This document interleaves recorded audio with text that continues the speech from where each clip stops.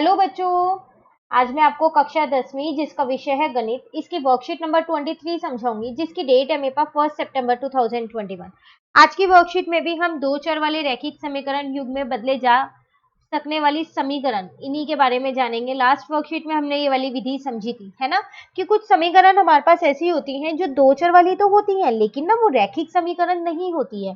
तो हम क्या करते थे, उसे पहले रैखिक समीकरण के रूप में बदलते थे और फिर किसी भी एक विधि से जो दो चर हमने और माने होते थे उनका मान निकाल लेते थे, यही करते थे ना। आज हम सेम वही करने वाले हैं, बस आज एक छोटी सी चीज और एक्स्ट्रा सीखने वाले हैं। वो क्या, आज हमारे को ना कुछ कथन दिया होगा, उससे हम क्या करेंगे, पहले समीकरण खुद बनाएंगे और उसके बाद उसे रैखिक समीकरण के रूप में बदलेंगे। ठीक है, चलिए शुरू करते हैं। देखो, एक बार पहले वर्कशीट देख लेते हैं। दो आपको उदाहरण दे रखे हैं, इन्हीं दोनों उदाहरण पे आपके बेस्ड है ये वाले जो नीचे दो क्वेश्चंस आपको दे रखे हैं खुद करने के लिए। ठीक है, तो चलो उदाहरण में हम क्या करेंगे, जो यहाँ पर हमारे पास स्टेटमेंट लिखी है वो हम यहीं से कर लेते हैं, जो हल करना है वो हम आगे समझ लेंगे। ठीक है, देखो आपसे यहाँ कह रहे हैं उदाहरण 1 में, ऋतु धारा के अनुकूल 2 घंटे में 20 किलोमीटर तैर सकती है और धारा के प्रतिकूल 2 घंटे में 4 किलोमीटर तैर सकती है।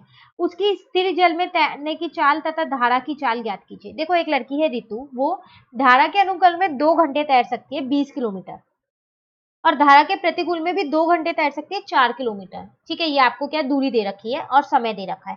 अब आपको क्या करना है, उसकी चाल मतलब कि जो उसकी स्पीड है वो बतानी है, उसकी स्थिर जल में तैरने की चाल बतानी है और धारा की चाल बतानी है। ठीक है, तो जो चीजें मुझे बतानी है ना, उनको क्या करती हूँ मैं, एक्स और वाई मान लेती हूँ, क्योंकि ये दो चर वाले रैखिक समीकरण बनानी है तो एक्स और वाई मान लेते हैं। ठीक है ना, तो मैंने यहाँ माना ऋतु की शांत जल में चाल जो है वो कितनी है, x किलोमीटर पर आवर, और धारा की चाल कितनी है, y किलोमीटर पर आवर। अब अनुकूल की चाल अगर हम देखें तो x प्लस वाई होगी और प्रतिकूल की x माइनस वाई होगी। ठीक है ना, अब एक सूत्र होता है हमारे पास, जो क्या होता है, चाल जो है वो किसके बराबर होती है, दूरी अपॉन समय के। अब अगर मैं यहाँ से समय निकालना चाहूँ तो वो हो जाएगा दूरी अपॉन में चाल, यही हो जाएगा। अब प्रश्न के अनुसार अगर हम देखें तो यहाँ पर वो 2 घंटे में 20 किलोमीटर तैरती है। ठीक है, तो 2 घंटे, तो यहाँ पर समय लिखते हैं 2 और यहाँ लिखते हैं 20। ठीक है, और अनुकूल में है ये, तो x प्लस वाई उसकी क्या थी, चाल थी। एक समीकरण तो यही बन गई। और दूसरी समीकरण देखें तो वो थी हमारे पास यहाँ पर 4 घंटे में 2 घंटे में 4 किलोमीटर, लेकिन प्रतिकूल है। ठीक है, तो 4 घंटे में कितना था यहाँ पर, 2 घंटे में 4 किलोमीटर था, तो यहाँ पर हम लिखेंगे 2 घंटे में 4 किलोमीटर। ठीक है, और यहाँ पर है x माइनस वाई, ये आपकी चाल हो गई प्रतिकूल की। अब यहाँ से ये दोनों समीकरण बन गई है, इन दोनों समीकरण को हम क्या करेंगे, हल कर लेते हैं। ठीक है, तो यहाँ पर हम हल करते हैं, तो 2 इज इक्वल्स टू 20 अपॉन में x प्लस वाई। एक समीकरण ये है मेरे पास, दूसरी समीकरण है मेरे पास यहाँ पर 2 इज इक्वल्स टू 4 अपॉन में x माइनस वाई। ठीक है, अब ऐसा करते हैं, इस x प्लस वाई को इधर ले आते हैं और यहाँ पर 20 छोड़ देते हैं। उसी तरीके से यहाँ x माइनस वाई को ले आते हैं, मल्टीप्लाई, यहाँ पर 4 आ गया। अब इस 2 को ये मल्टीप्लाई कर दूसरी साइड पे जाके डिवाइड का कर देते हैं, तो यहाँ पर आ जाएगा मेरे पास x प्लस वाई कितना आ जाएगा, 10 आ जाएगा। उसी तरीके से इस 4 को उधर 2 को उधर ले जाते हैं, 4 के पास कट करेंगे तो 2 आ जाएगा। तो x माइनस वाई आपके पास कितना आ गया, यहाँ पर 2। तो इसको समीकरण 3 मान लो, इसको समीकरण 4 मान लो। अब आपकी मर्जी है, आप इसे किसी भी एक विधि से यहाँ पर हल कर लो, दो विधि हमने यहाँ पर जानी थी। ठीक है, तो चलो हल करते हैं। तो x plus y is equal to 10 है और यहाँ पर x minus y is equal to 2 है। ठीक है, देखो आप देख लो, एक y प्लस का एक माइनस का कट हो गया, तो यहाँ पर आ गया 2x इज इक्वल टू 12, तो यहाँ से x का मान आ गया 6। अब इस x के मान को किसी भी एक समीकरण में रख दो, तो x plus y is equal to 10 था, समीकरण तीसरी है ये हमारे पास। ठीक है, तो x की जगह मैंने क्या किया, यहाँ पर 6 रख दिया, तो यहाँ से मेरे पास y का मान निकल गया, वो निकल गया 4। तो x और y मैंने माना किसको था, तो शांत जल में चाल जो थी वो 6 किलोमीटर आ गई और धारा की चाल कितनी आ गई, 4 किलोमीटर आ गई, क्योंकि मैंने शांत जल की चाल में ऋतु की शांत जल में चाल को x माना था और इसको मैंने y माना था। Clear question. ठीक है, चलिए दूसरा उदाहरण देखते हैं। यहाँ पर आपसे कह रहे हैं 8 पुरुष और 10 महिलाएं किसी कार्य को 10 दिन में पूरा कर सकते हैं, जबकि 6 पुरुष और 8 महिलाएं उसी कार्य को 14 दिन में पूरा कर सकते हैं। एक पुरुष या एक महिला को अकेले उसी कार्य को करने में कितने दिन लगेंगे। देखो यहाँ पर एक कार्य है, ठीक है, तो अगर एक वही सेम एक कार्य 8 पुरुष और 10 महिलाएं मिलके करती हैं तो उन्हें 10 दिन लगते हैं। ठीक है, और अगर 6 पुरुष और 8 महिलाएं मिलके करेंगी तो 14 दिन लगेंगे, ठीक है ना। अब आपको बताना है कि अगर एक अकेला पुरुष करे या एक अकेली महिला करे तो बताओ वो कार्य कितने दिन में पूरा होगा। अभी तो दोनों मिल मिल के कर रहे हैं ना, अगर अकेले अकेले करेंगे तो कितना टाइम लगेगा, ठीक है। तो हम मान लेते हैं, मान लीजिए एक पुरुष कार्य को x दिन में करता है और जो महिला है वो कार्य को y दिन में पूरा करेगी, ये हमने मान लिया, ठीक है। तो अगर प्रश्न के अनुसार देखें तो 8 पुरुष थे तो इसका मतलब 8/x हो जाएगा, और 10 महिलाएं थी तो इसका मतलब 10/y होगा। अच्छा देखो यहाँ पर शायद क्वेश्चन में कहीं पर मिसप्रिंट है, क्वेश्चन या आंसर में, क्योंकि देखो यहाँ 12 लिखा है आंसर में और क्वेश्चन में 10 लिखा है।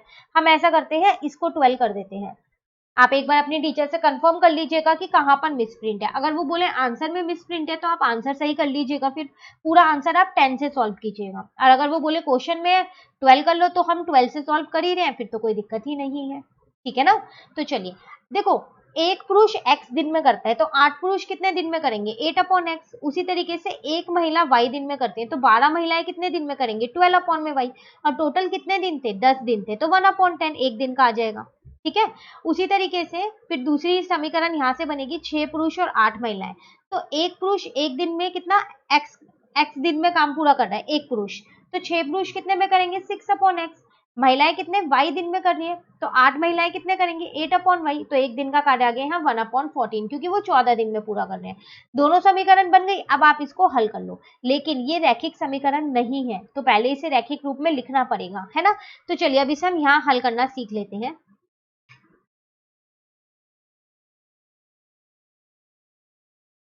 पहले यहाँ समीकरण लिख लेते हैं, 8/x प्लस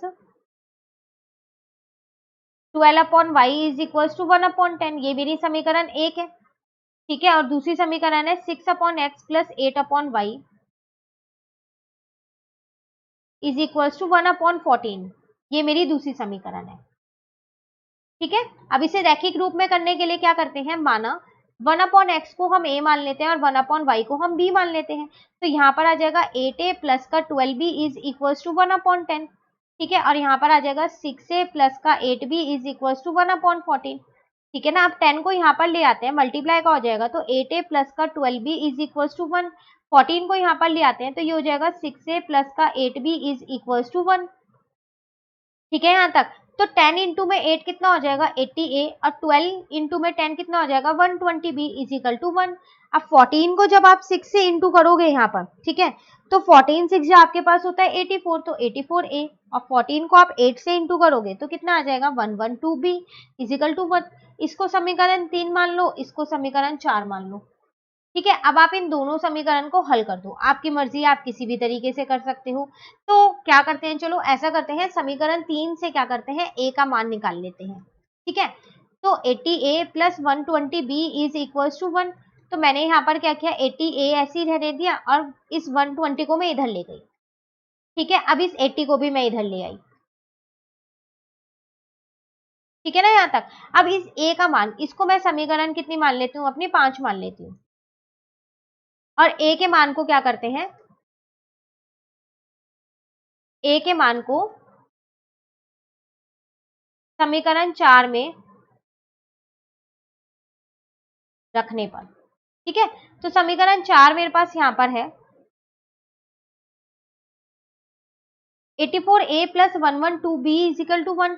तो 84a plus 112b is equal to 1, ठीक है। 84 a की जगह मैंने a का मान रख दिया 120b अपॉन में 80, और यहाँ पर प्लस 112b ऐसी है इज इक्वल टू 1 ऐसी है, ठीक है ना यहाँ तक।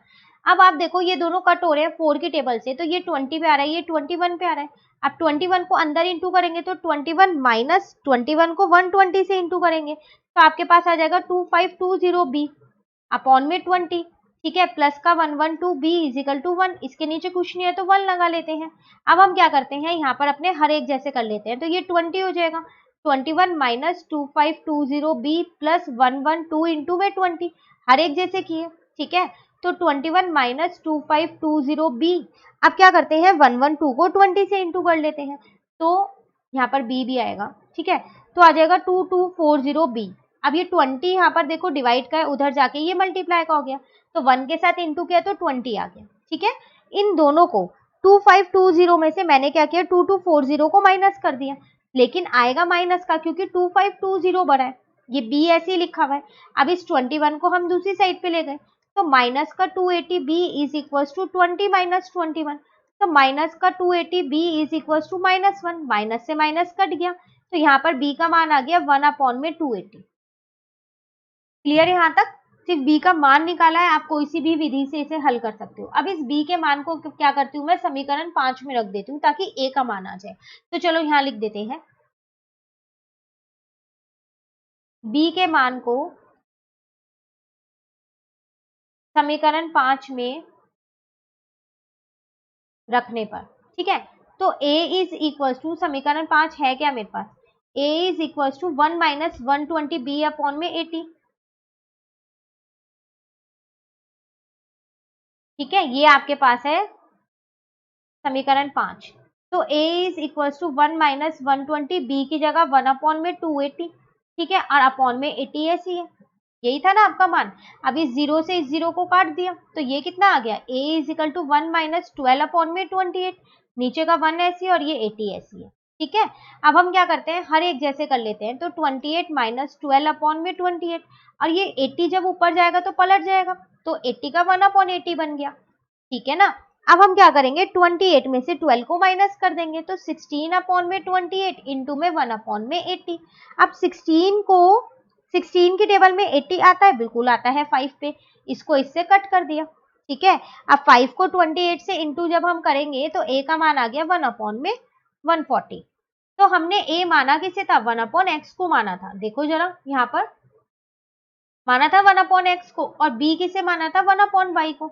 तो चलो यहाँ लिख लेते हैं, तो 1 upon x is equal to a, 1 upon y is equal to b, तो 1 अपॉन एक्स ए की जगह 1 अपॉन 140, अब 1 अपॉन वाई बी की जगह 1 अपॉन में 280, तो यहाँ से मेरे पास x का मान कितना निकल गया 140 और y का मान कितना निकल गया 280, ठीक है ना। अब हमने x और y किसको माना था, x हमने माना था कि वो एक दिन, एक पुरुष अकेला कितने दिन में काम करेगा, तो वो 140 डेज में करेगा, और एक महिला अकेले काम करेगी तो कितने दिन में करेगी, तो वो 280 डेज में करेगी। तो देख लो आपका यही यहाँ पर आंसर आ रहा है, ठीक है। तो आप कोई सी भी विधि से हल करो, आपका आंसर सेम ही आएगा दोनों से, ठीक है ना। चलिए, अब दो क्वेश्चन हमें दे रखे हैं, सेम ऐसे ही क्वेश्चन है, बस आपकी यहाँ पर संख्या बदल दी गई है और कुछ भी नहीं किया गया है।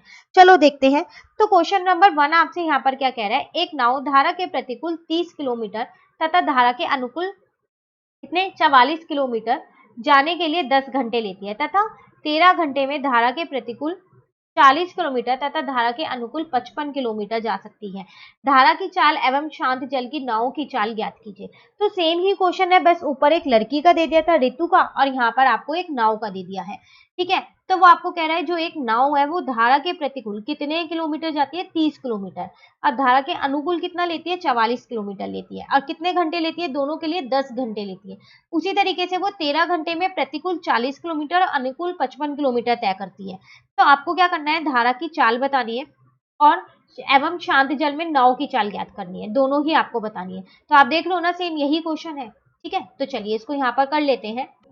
तो देखो हम यहाँ का क्या करते हैं, मान लेते हैं। तो सबसे पहले मैंने यहाँ माना नाव की स्थिर चाल में जल में चाल x किलोमीटर है पर आवर, ठीक है, और धारा की चाल मैंने मान ली यहाँ पर y किलोमीटर पर आवर। तो नाव की धारा के अनुकूल चाल हो जाएगी x प्लस वाई, यही हमने उदाहरण 1 में सीखा था ऐसे ही, ठीक है, और प्रतिकूल चाल हो जाएगी x minus y kilometre per hour. अब हमारे पास एक सूत्र होता है, वो सूत्र क्या होता है कि जो समय है वो किसके बराबर होता है, दूरी अपॉन चाल के बराबर होता है। बस एक छोटा सा फर्क क्या है यहाँ पर, कि जो समय यहाँ पर दे रखा है 10 घंटे, इस 10 घंटे में वो प्रतिकूल और अनुकूल दोनों ही दे रखा है, ठीक है ना। तो इसका मतलब क्या है यहाँ पर, तो देखो 30 किलोमीटर और 44 किलोमीटर दोनों ही मिलाकर उसने 10 घंटे में ये दूरी तय की है ना। तो हम यहाँ दोनों का लिखेंगे। तो देखो प्रश्न के अनुसार हम करेंगे कैसे, तो यहाँ पर हमारे पास 10 घंटे हैं, ठीक है, लेकिन दूरी दो है, एक अनुकूल और एक प्रतिकूल, तो दोनों के लिखेंगे। तो जब मैंने यहाँ पर दूरी लिखी 30, ठीक है, तो वो जो 30 दूरी है वो दूरी मेरी है किसके लिए, तो वो मेरी अनुकूल है, ठीक है ना। एक बार देख लेते हैं, अनुकूल की है 30, प्रतिकूल की है, तो यहाँ पर लिखेंगे x माइनस वाई, ठीक है। और 44 किसकी है, अनुकूल की, तो x प्लस वाई। कुछ नहीं किया, दूरी अपॉन में चाल किया है, वो किसके बराबर है, समय के बराबर है। एक समीकरण बना लिया यहाँ से।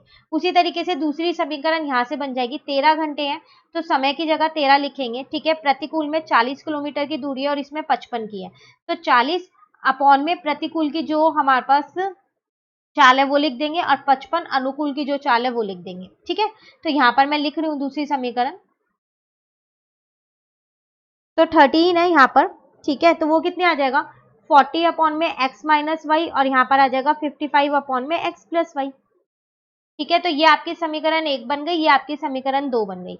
अब इसे रैखिक समीकरण बना लेते हैं। तो हम यहाँ पर क्या करते हैं, मान लेते हैं, माना 1 अपॉन में x माइनस वाई को मैंने a मान लिया और 1 अपॉन में x प्लस वाई को मैंने b मान लिया, ठीक है ना। तो मेरी दो समीकरण अब फिर से बन जाएंगी। तो क्या आ जाएगा वो मेरे पास 10 इज इक्वल्स टू 30a आ जाएगा, ठीक है। तो 30a प्लस 44b, उसी तरीके से 13 is equals to 40a plus 55b आ जाएगा, ठीक है। क्लियर है यहाँ तक। चलिए अब आगे करते हैं। अब इसे अपनी समीकरण 3 मान लो और इसको समीकरण 4 मान लो। अब आपको इसे हल करना है, आपकी मर्जी, आप किसी भी विधि से कर सकते हो, ठीक है। तो हम क्या करते हैं, यहाँ पर a के गुणांक एक जैसे कर देते हैं, विलोपन विधि से कर लेते हैं। तो करने के लिए क्या करेंगे, समीकरण 3 में क्या करते हैं हम, समीकरण 3 में 40 से गुणन करने पर और समीकरण 4 में 30 से गुणन करने पर, एक में 40 से कर दिया, एक में 30 से कर दिया, ताकि दोनों के गुणांक एक जैसे बन जाए, ठीक है। तो चलो यहाँ लिख लेते हैं पहले हम अपनी,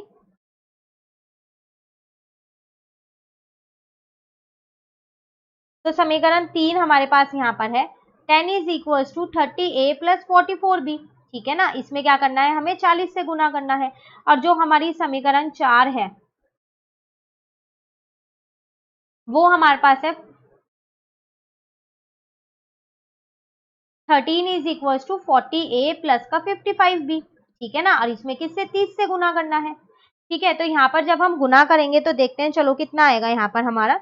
तो देखो 10 को 40 से करेंगे तो 400 और यहाँ पर आ जाएगा 1200a प्लस 44 को क्या करेंगे, 40 से इंटू कर देंगे तो कितना आ जाएगा 1760। उसी तरीके से यहाँ पर 30 को क्या करेंगे, 13 से इंटू कर देंगे तो हमारा आ जाएगा 390, ठीक है। और 30 को 40 से करेंगे तो 1200a और 30 को 55 से करेंगे तो हमारा आ जाएगा यहाँ पर 1650।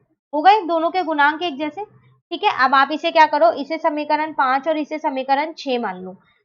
तो अब यहाँ लिख देते हैं समीकरण 5 और 6 को हल करने पर, तो 1200a plus 1760 is equals to 400। उसी तरीके से 1200a plus 1650 is equals to 390, ठीक है। अब आप देखो दोनों ही 1200 प्लस के हैं तो साइन चेंज करना पड़ेगा इन्हें कट करने के लिए, ठीक है ना। अब हम क्या करेंगे, 1760 में से 1650 माइनस कर देंगे तो 110, और यहाँ पर था आपके पास b था, ठीक है, इसमें b लगा लो। और यहाँ पर आ जाएगा आपके पास 10, तो b का मान कितना आ जाएगा, 10 अपॉन में 1100, 0 से 0 कट गया, b का मान 1 अपॉन में 11 आ गया। क्लियर है यहाँ तक। अब इस b के मान को किसी भी एक समीकरण में रख के a का मान निकाल लेते हैं। आपकी मर्जी है किसी भी एक में रख दो, तो मैं यहाँ लिख देती हूँ b के मान को समीकरण 5 में रखने पर, ठीक है। तो पहले हम समीकरण 5 अपनी लिख लेते हैं। तो देखो समीकरण 5 है मेरे पास, 400 is equals to 1200a plus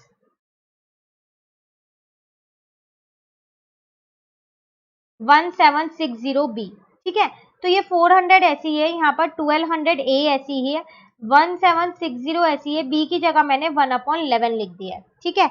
अब हम देखते हैं 1760 क्या 11 की टेबल में आता है, बिल्कुल आता है। इसको इससे कट करेंगे तो 160 आएगा। तो 400 is equals to 1200a plus का 160। अब ये 160 इधर चला गया तो ये माइनस का हो जाएगा और यहाँ पर 1200a आपका ऐसे ही लिखा हुआ है, ठीक है ना। यहाँ पर अब 400 में से क्या करते हैं, 160 को माइनस कर देते हैं तो 240 आ जाएगा, और यहाँ पर 1200 ए ऐसी ही है, तो ए का मान आ गया आपके पास 240 अपॉन में 1200, 0 से 0 कट गया। अब 24 की टेबल में 120 आता है, बिल्कुल आता है, 5 पे आता है, तो इसको इससे सीधा ही काट दिया 5, तो ए का मान आ गया 1 अपॉन में 5। चलो ए और बी के मान तो निकल गए, किस किस को ए और बी हमने माना था यहाँ पर, तो हमने 1 अपॉन एक्स माइनस वाई को ए माना था, तो यहाँ लिख देते हैं 1 upon x minus y is equal to a, और 1 अपॉन एक्स प्लस वाई को हमने बी माना था, तो यहाँ पर 1 अपॉन एक्स माइनस वाई और ए की जगह 1 अपॉन 5, अब यहाँ 1 अपॉन एक्स प्लस वाई, अब बी की जगह 1 अपॉन 11, ठीक है ना। तो यहाँ से मेरे पास दो और समीकरण बन गई हैं, x minus y is equal to 5 और x plus y is equal to 11। तो देखो ये हल नहीं हुई, ए और बी का मान रखने से एक्स और वाई का मान नहीं आया, लेकिन दो समीकरण और बन गई हैं। तो अब इन दोनों समीकरण को भी हल करते हैं, तो पहले इनको नंबर दे देते हैं। तो लास्ट हमने कहाँ पर छोड़ा था, समीकरण 6 पे छोड़ा था, तो हम इनको समीकरण 7 और समीकरण 8 मान लेते हैं, ठीक है। चलो 7 और 8 को भी हल कर लेते हैं। तो समीकरण 7 और 8 को हल करने पर, ठीक है, तो x minus y is equal to 5 और x plus y is equal to 11। अब देखो एक x प्लस का एक माइनस का कट गया, तो यहाँ पर 2x इज इक्वल टू 16 आ गया, ठीक है ना। यहाँ से मैंने x का मान निकाला तो 16 अपॉन में 2 कट किया तो 8 आ गया, x का मान चलो 8 आ गया, ठीक है। अब हम क्या करते हैं, y का मान निकाल लेते हैं, किसी भी एक समीकरण में रख दो, x का मान साथ में रख देते हैं। चलो x के मान को समीकरण 7 में रखने पर, ठीक है, तो समीकरण 7 है मेरे पास x minus y is equal to 5,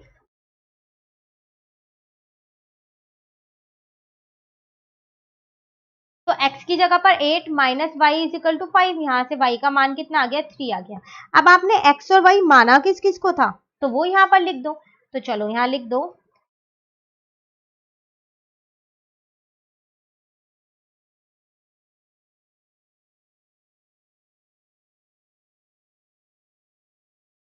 9 की स्थिर जल में चाल, इसको आपने x ही तो माना था, तो वो कितना आ गया आपके पास 5 आया, तो 8 आया, तो 8 किलोमीटर पर आवर हो गया, ठीक है।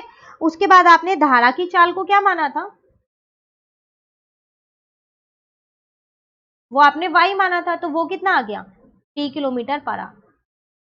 क्लियर। थोड़ा सा लेंदी क्वेश्चन जरूर था, क्योंकि इसमें पहले आपको समीकरण खुद बनानी थी, उसके बाद उसको हल करना था, ठीक है ना, लेकिन बहुत इंपॉर्टेंट क्वेश्चन है, कंप्लीट क्वेश्चन। चलिए नेक्स्ट लास्ट क्वेश्चन पे आते हैं। यहाँ पर आपसे कह रहे हैं महिलाएं तथा 5 पुरुष मिलकर एक कढ़ाई के काम को 4 दिन में पूरा कर लेते हैं, जबकि 3 महिलाएं तथा 6 पुरुष उसी कार्य को 3 दिन में पूरा करते हैं। एक महिला अथवा एक पुरुष द्वारा उस कार्य को करने के लिए गया समय ज्ञात करें। देखो यहाँ पर महिलाएं लिखा है, ठीक है, तो यहाँ पर हमें कहीं पर, यहाँ पर या तो 2 महिलाएं होगा, ये 2 इसी के साथ होगा, क्योंकि 2 महिलाएं और 5 पुरुष मिलके एक काम को कर रहे हैं जो 4 दिन में पूरा कर रहे हैं। उसी तरीके से 3 महिलाएं और 6 पुरुष मिलके अगर वही काम करते हैं तो वो 3 दिन में पूरा कर रहे हैं। तो आपको ये बताना है कि एक महिला अगर वो अकेला काम करे, एक महिला अकेले करे वो काम, तो कितने दिन में पूरा करेगी, और अगर एक पुरुष अकेले काम करेगा तो वो कितने दिन में पूरा करेगा, यही बताना है ना आपको। तो यहाँ पर ये 2 इसी के साथ होगा आपका, ठीक है। तो चलिए पहले हम क्या करते हैं, यहाँ पर अपनी 2 समीकरण बना लेते हैं। तो देखो मैंने यहाँ पर माना एक महिला x दिन में काम को पूरा करती है और एक पुरुष y दिन में काम को पूरा करता है, तो समीकरण बनेगी कैसे, एक महिला कर रही है तो 2 महिला कितने में करेंगी, तो 2 अपॉन में, आपने महिला को क्या माना है, महिला को आपने x माना है, तो 2 अपॉन में x, ठीक है, प्लस 5 अपॉन में y, और एक दिन में कितना 1 अपॉन में 4 हो जाएगा। तो यहाँ पर लिख लेते हैं, तो 2 अपॉन में x प्लस 5 अपॉन में y is equal to 1 upon में 4। उसी तरीके से अब दूसरे में था 3 महिलाएं और 6 पुरुष थे जो 3 दिन में पूरा कर रहे हैं, तो 3 महिलाएं तो 3 अपॉन में x, क्योंकि एक महिला x दिन में कर रही है तो 3 महिला 3 अपॉन x में करेगी। ऐसे एक पुरुष y दिन में काम पूरा कर रहे हैं तो 6 पुरुष 6 अपॉन y में करेंगे, और कितने दिन में पूरा कर रहे हैं वो काम, 3 दिन में, तो एक दिन में कितना 1 अपॉन 3 करेंगे। 2 समीकरण यहाँ से मेरी ये बन गई हैं, ठीक है। तो अब मैंने यहाँ पर माना 1/x को मैंने a मान लिया और 1/y को मैंने b मान लिया, ठीक है ना। तो यहाँ पर हो जाएगा 2a प्लस का 5b इज इक्वल टू 1/4, एक समीकरण तो ये बन जाएगी, और एक बन जाएगी 3a प्लस का 6b इज इक्वल टू 1/3। अब इसको अगर हम हल करें तो इस 4 को इधर ले आती हूँ, तो 2a प्लस का 5b इज इक्वल टू 1, ठीक है। और यहाँ पर आ जाएगा आपके पास 3 इधर ले आते हैं, तो 3a प्लस का 6b इज इक्वल टू 1। आगे और हल करें तो ये आ जाएगा 8a प्लस का 10b इज इक्वल टू 1, और यहाँ पर आ जाएगा 3 3 जा 9a 3 6 जा 18b इज इक्वल टू 1, ठीक है ना। यहाँ तक दोनों समीकरण आपकी बन गई है, ठीक है। एक सेकेंड, 4 5 जा यहाँ पर 20 आ जाएगा, तो 20 करो पहले, ठीक है। और 9a प्लस का 18b इजिकल टू 1, ठीक है। अब आप इन्हें क्या करो, इसको आप अपनी समीकरण 1 मान लो, इसको आप अपनी समीकरण 2 मान लो। अब इन दोनों समीकरण को आप क्या करो, हल कर दो। तो देखो, अगर हम गुणांक देखें तो एक जैसे नहीं है ना, तो गुणांक एक जैसे कर लेते हैं पहले। तो समीकरण 1 में 9 से और समीकरण 2 में 8 से गुणन करने पर, ठीक है। तो यहां पर मैं लिख देती हूं, समीकरण 1 है मेरे पास 8a प्लस का 20b इजिकल टू 1, तो इसमें 9 से गुना करना है। और समीकरण 2 है मेरे पास 9a प्लस का 18b इजिकल टू 1, और इसमें 8 से गुना करना है। तो ये आ जाएगा 8 9 जा 72, 9 20 जा 180, b ऐसी, और 1 9 इंटू 1 9, और यहाँ पर आ जाएगा 8 9 जा 72। अब 18 को क्या करना है, आपको 8 से इंटू करना है, ठीक है ना। तो 18 इंटू 8 आपके पास होता है 144, और ये बी ऐसी, और 8 1 जा 8 हो जाएगा। अब आप इन दोनों को क्या करो, यहाँ पर हल कर लो। तो इसको समीकरण 3 और इसको समीकरण 4 मान लो। तो समीकरण 3 और 4 को हल करने पर, ठीक है। तो 72a plus 180b is equal to 9, और 72a plus 144b is equal to 8।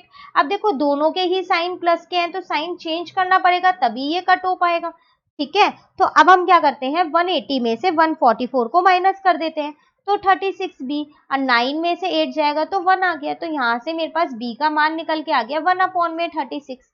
किसी भी एक समीकरण में रख दो, आप 3 में रखो, 4 में रखो, 1 में रखो, 2 में रखो, आपकी मर्जी है। मैं समीकरण 3 में रख देती हूँ, ठीक है। तो b के मान को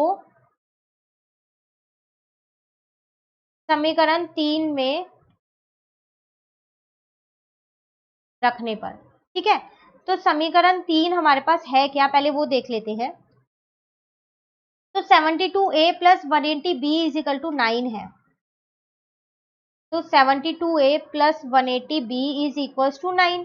तो 72a ऐसे ही रहने दो, यहाँ पर 180 और b की जगह 1/36 इज इक्वल टू 9।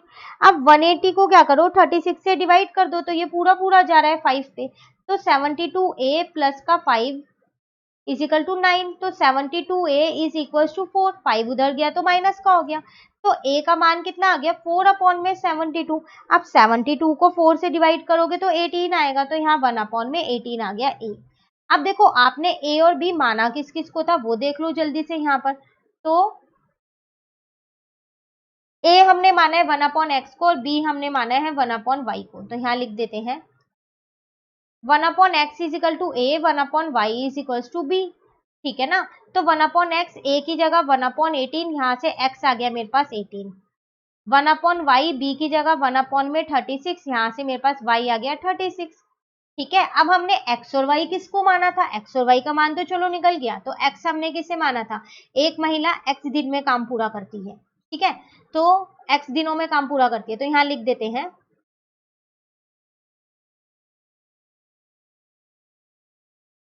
एक महिला 18 दिनों में काम पूरा करती है, ठीक है। अब एक पुरुष कितने, 36 दिनों में,